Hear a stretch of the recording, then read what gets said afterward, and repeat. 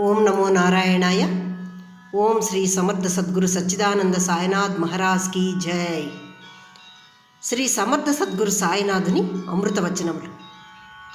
21వ సూత్రము.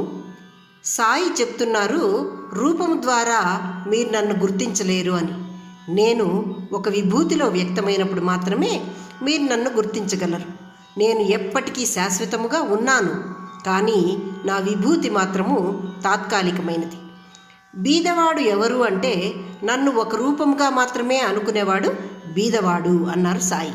అనగా నేను అందరి రూపాల్లోనూ అన్నింటి యందు శాశ్వతంగా ఉన్నాను, కానీ నేను అన్ని రూపాలలో ఉన్నట్లు గుర్తించక ఒట్టి విగ్రహముగానే నన్ను స్థిరపరిచి చూచేవాడు బీదవాడు అని చెప్పారు సాయి.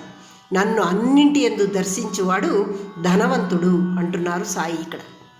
22వ సూత్రము. నేను మసీదులో నివసిస్తున్నాను, కానీ నేను ముస్లింని కాదు. నేను పవిత్రమైన అగ్నిని వెలిగించాను, అనగా ధుని, కానీ నేను హిందువును కాదు. నేను హిందువులతో అల్లా గురించి మరియు ముస్లింలతో రాముడు గురించి మాట్లాడతాను. నా గురించి మీరు అనుకుంటారు కదా, సాయి హిందువా ముస్లిమా అని. అటువంటి మీ భావనలను నేను విచ్ఛిన్నం చేయాలనుకుంటున్నాను. ఎందుకనగా మీరు నన్ను మీ భావాలతో జాతి మతాలకు అంటగట్టగా అంతకు మించి ఒక నిజమైన స్పృహ అని నన్ను గుర్తించండి, అనగా ఒక చేతనా శక్తిని నేను అని గుర్తించండి అంటున్నారు సాయి ఇక్కడ. నిజమైన స్పృహ అంటే సమస్త సృష్టికి మూలమైన స్వచ్ఛ చైతన్య శక్తి వ్యక్తము కాకుండా ఉండి ఈ సంపూర్ణ విశ్వముగాను, విశ్వం బయట లోపల ఉన్న చైతన్య శక్తిగా ఉంటుంది. ఈ స్వచ్ఛమైన స్పృహ అనంతము మరియు అపరిమితము. ఇది స్వచ్ఛమైన జ్ఞానము, అనంతమైన నిశ్శబ్దము, సంపూర్ణ సమతుల్యత, అజేయత, సరళత మరియు ఆనందము. ఈ స్పృహ మన లోపల కూడా ఉంది. అంటే బాబా నేను చైతన్య శక్తిని అంటున్నాడు కదా, అప్పుడు మనలో బయట లోపల రెండు విధంగానూ ఉన్నాడు కదా. కాబట్టి మనలో చైతన్య శక్తి అయి బాబా ఉన్నాడు. ఆ నమ్మకమైన అవగాహనతో మన స్వీయ శక్తిగా బాబా ఉన్నాడు. అలాంటప్పుడు మనం భయపడకుండా స్వీయ అవగాహనతో మనము మంచి కార్యాలను నిర్వర్తించవచ్చు. బాబా చేతనాశక్తి అయి మనలో మెదలుతున్నాడు అనుకున్నప్పుడు మనలో ముందు ఉన్న అహంకారము నశిస్తుంది. ఈ స్వీయ శక్తి ఎటువంటి సవాళ్లకు భయపడదు. ప్రతి ఒక్కరూ నేనే అంటున్నారు సాయి. విభిన్న వేషధారణలో ఉన్న ఆత్మస్వరూపంలో ఉన్నాను నేను అన్నారు.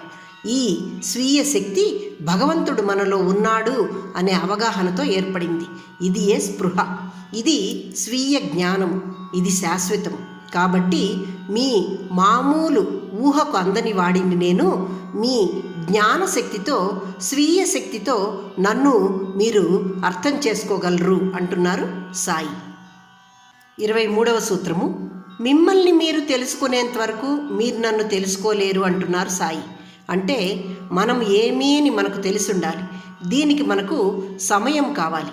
మనమేమి అని మనం తెలుసుకునేందుకు మనకు తీరిక సమయం కావాలి. అప్పుడే మనము మన అంతరాత్మను ప్రశ్నించగలం, మనల్ని మనం అర్థం చేసుకోగలం. కానీ ఇప్పుడు తీరిక లేని పనులలో సంసార మాయా జీవితంలో పడి కొట్టుమిట్టాడుతున్న మనకు అసలు మనమెవరము, మనకేమి అవసరము అనేది ఎలా గుర్తుకు వస్తుంది? అందుకే బాబా చెప్తున్నారు, నిన్ను నువ్వు తెలుసుకుంటే నేనేమి అని నీకు తెలుస్తుంది. నాకు ఈ అవగాహన ఉంది కాబట్టే నేనేమి అని నాకు తెలుసు అంటున్నారు బాబా ఇక్కడ. మిమ్మల్ని కూడా నేను తెలుసుకున్నాను. నేను మీలో నేనుగా ఉన్నాను మరియు మీరు నాలో నేనుగానే ఉన్నారు అన్నారు సాయి. అంటే సాయికి తాను మనము అనే భేదం లేక ఏకాత్మయై ఉన్నారు అని చెప్పారు ఇక్కడ. 24వ సూత్రము.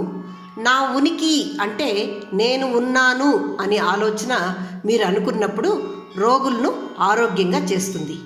అధర్మ పనులను నీతివంతులుగా, వ్యాధి నుండి తేలికగా, అంధత్వము నుండి దృష్టి మరియు కాంతి వైపుకు, సంఘర్షణ నుండి సామర్థ్యానికి, గొప్పతనము నుండి మంచితనంగా మరియు ప్రతి దానికి ఇతరులపై ఆధారపడే గుణాన్ని స్వశక్తి గుణముగా మారుస్తుంది అన్నారు సాయి.